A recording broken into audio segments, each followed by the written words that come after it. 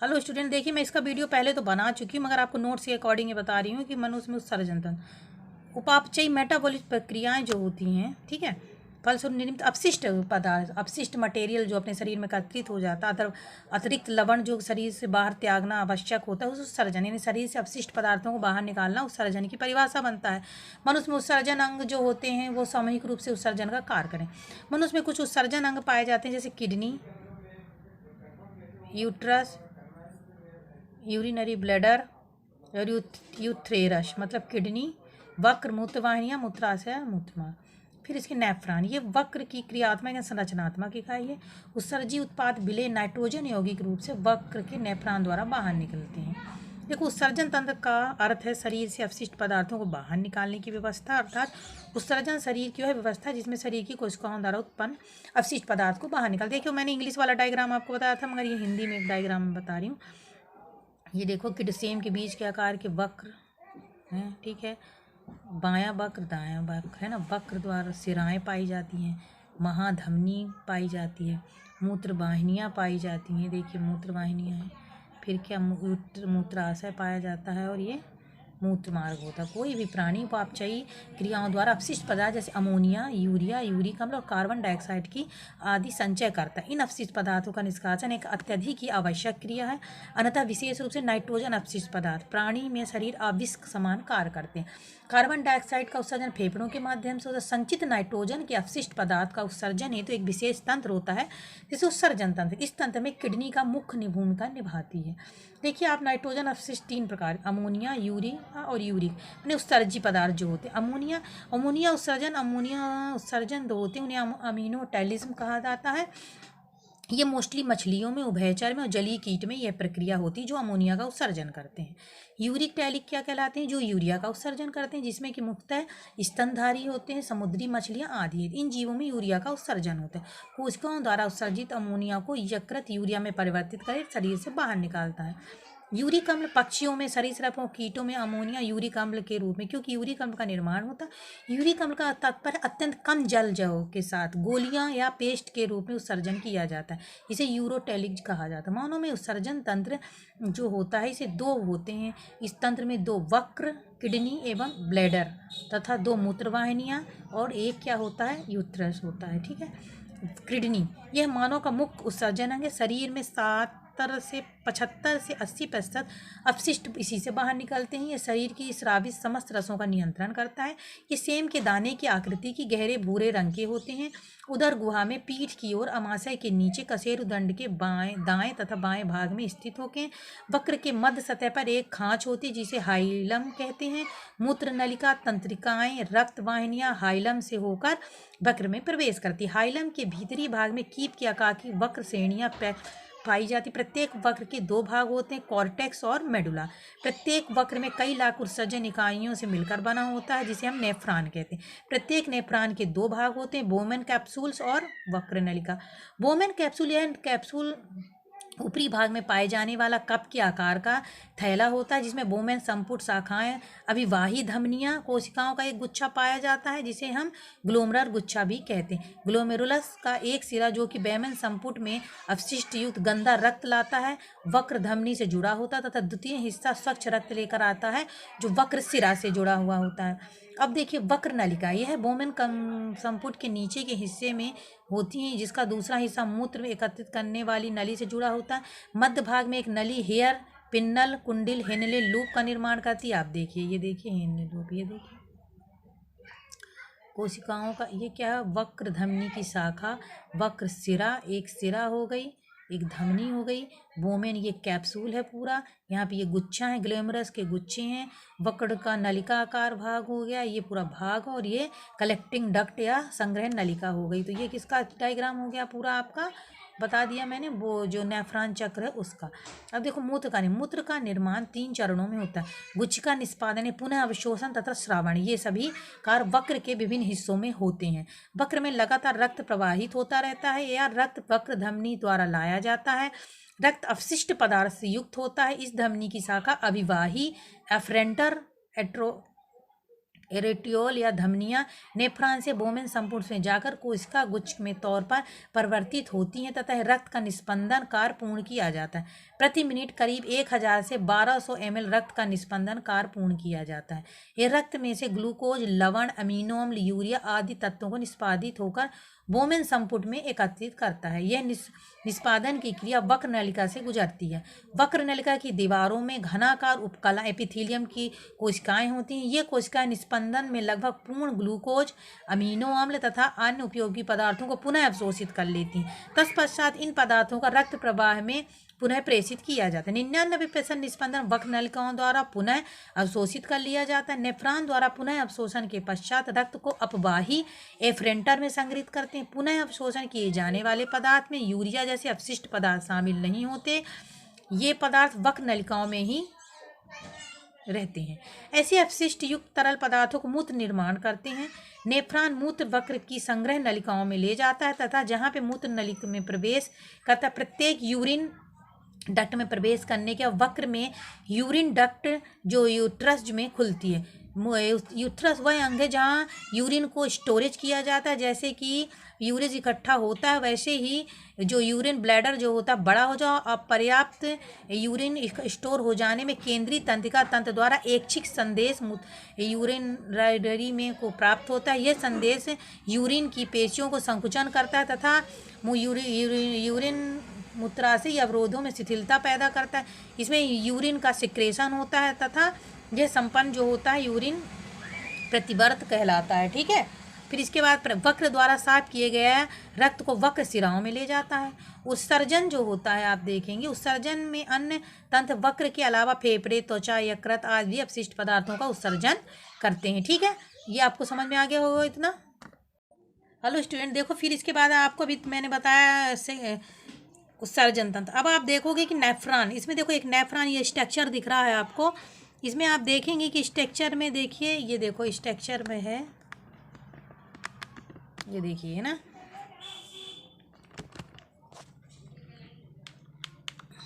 ये देखिए ये आपको स्ट्रक्चर है, ये नेफ्रॉन का स्ट्रक्चर है पूरा। ठीक है।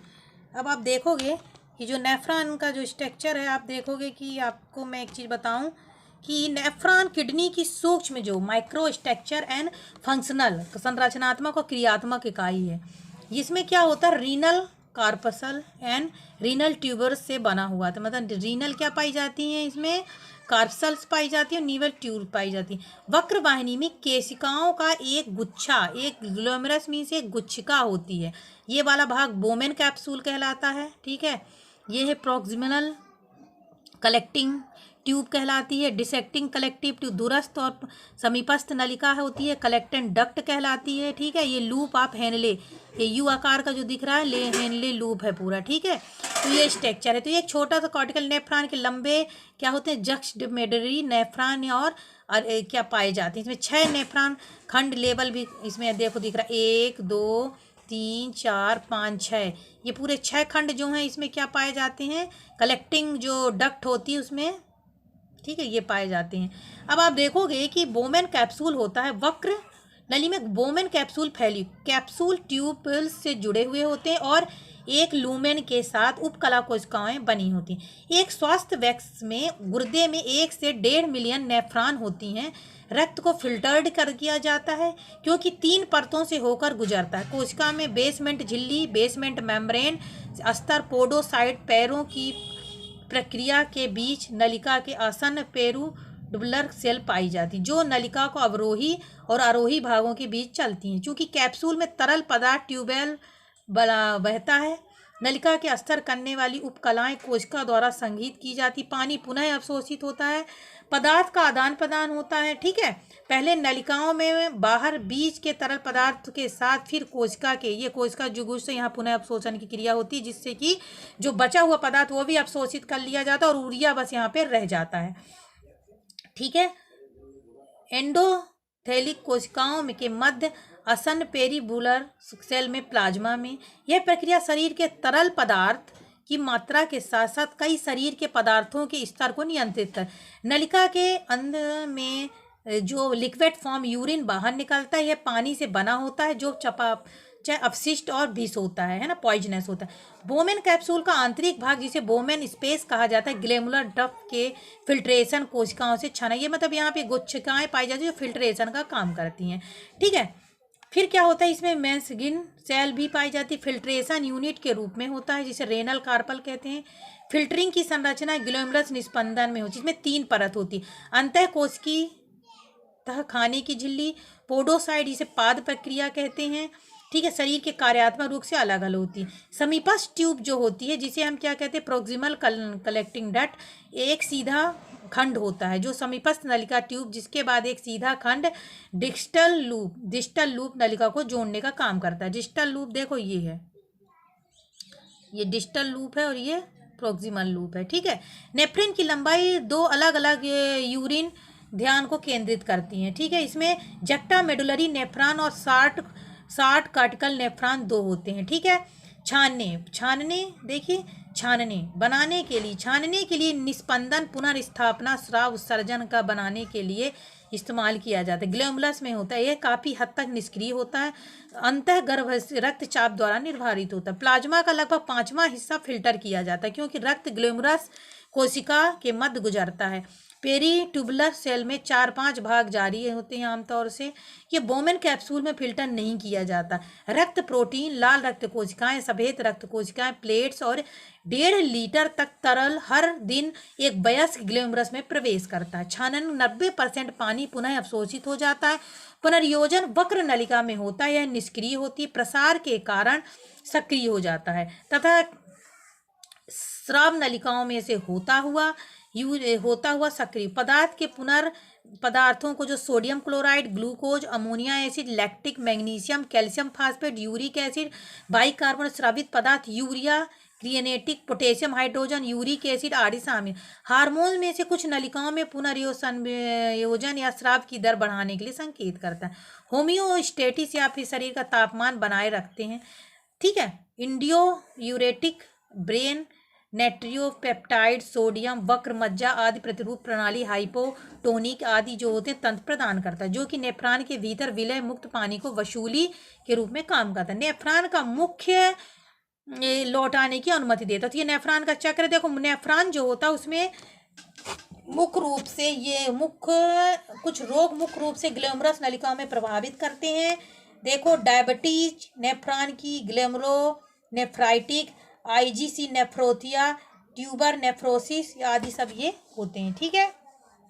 ये आपको समझ में आ गया होगा, ठीक है। ये देखो आपको दिख रहा होगा एक स्ट्रक्चर और है। देखो मैंने इसमें पहले भी एक वीडियो बनाया है मगर इसमें स्ट्रक्चर से आपको समझ में क्लियर आ जाएगा। देखेंगे आप थोड़ा स्ट्रक्चर, ये देखिए आप जूम करके आप देख पा रहे होंगे कि this is a Bowman capsule nephron. इसमें जो येलो वाला भाग है, ओके, येलो वाला भाग है नेफ्रॉन है, लाल वाला भाग जो होता है प्रसंगी संचालन करता है ये, ठीक है। आप देखो इसमें एफरेंटर आर्टरीज और इफरेंटर आर्टरीज है। पहले नंबर में जो लिखा हुआ है यहाँ पे क्या होता है, फिल्ट्रेशन होता है।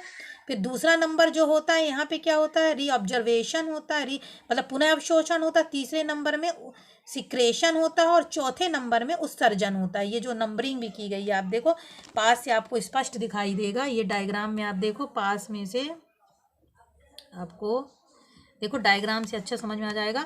ये देखो दिख रहा है आपको, ये है ना, तो ये देखें। फिर इसके बाद आप देख रहे होंगे ये बोमेन कैप्सूल है और इसमें बहुत सारी कोशिकाओं का एक ग्लैमरस गुच्छा पाया जाता है। तो आप नेफ्रॉन की गुर्दे में कार्यात्मक इकाई एक वक्र कोशिका में प्रारंभिक फिल्टर संगठन होता है, वक्र नलिका में जो कि फिल्टर द्रव का वहन करती है, देखिए, ठीक है। जो वक्र में रक्त प्लाज्मा का निस्पंदन या छनन स्थल है, वक्र नलिका में ग्लैमरस ये गुच्छा है जो कैप्सूल या बोमेन कैप्सूल होता है। वक्र नलिका में 2 ध्रुव होते हैं, एक ध्रुव और एक ट्यूबुलर ध्रुव, एक यानी संवहनी ध्रुव होता है, ट्यूबुलर ध्रुव होता है। वक्र परिसंचरण धमनी में प्रवेश करने के लिए ये सब क्रियाएं होती हैं। आप एक चीज देख पा रहे होंगे कि जो बोमेन कैप्सूल जो है इसका स्ट्रक्चर मैंने आपको दिखाया, तो आपको एक चीज समझ में आ रहा होगा ना कि ग्लैमरस में जो निस्पंदन जो होता है, तो यहाँ पे छानने की क्रिया हुई, ये एफरेंटर हो गई, ये इफरेंटर हो गई, यहाँ पे शुरुआत में यहाँ फिल्टर होगा, पुनः अवशोषण 2 नंबर में होगा। फिर इसके बाद आप देखोगे जो 3 नंबर है यहाँ सिक्रेशन होगा, 4 नंबर में उत्सर्जन होता है। ये रीनल वेन्स कहलाती हैं, ये कहलाता है पेनी ट्यूबुलर कैपिलरीज कहलाती है, वोमेन कैप्सूल कहलाता है। ये आपको डायग्राम में दिखेगा, ठीक है। इसके बाद आप देखोगे कि इसके बारे में डिटेल जो है, आप देखोगे कि गुर्दा जो होता है, ठीक है, गुर्दे में ग्लैमरस मीन्स कोशिकाओं का गुच्छा, एक नेटवर्क है जो फिल्टर करने का काम करता है, ठीक है। अभी मैंने पहले वीडियो में इसको बताया है आपको, ठीक है।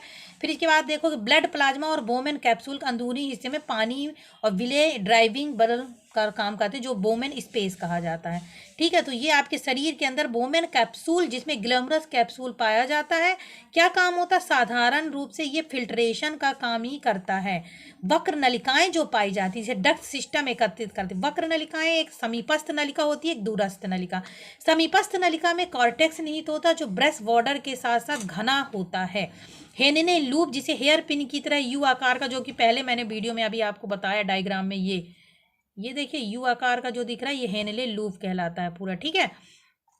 इसके बाद आप आओगे तो आपको देखिए वक्र नलिका के बाद इसमें हेनले रूप में अवरोही अंग होते हैं, हेनले रूप में अवरोही अंग पाए जाते हैं, ठीक है। फिर इसमें डिस्टल कन्फ्यूज ट्यूब होती है और कनेक्टिव ट्यूब पाई जाती है, ठीक है। इसके बाद आप धमनी में रक्त ग्लोमरस छनने वाली हर चीज युक्त पेरीट्यूबुलर सेल में चला जाता है, ये भी मैंने आपको बता दिया, ठीक है। तो इतना आपको समझ में आ गया होगा। तो ये मैंने थोड़ा डायग्राम भी इसलिए समझा दिया कि आपको डायग्राम से भी देखो पूरा समझ में आ जाएगा। तो ये पेपर में भी डायग्राम आता है तो आप बना देंगे दोनों का स्टूडेंट, ठीक है। Thank you.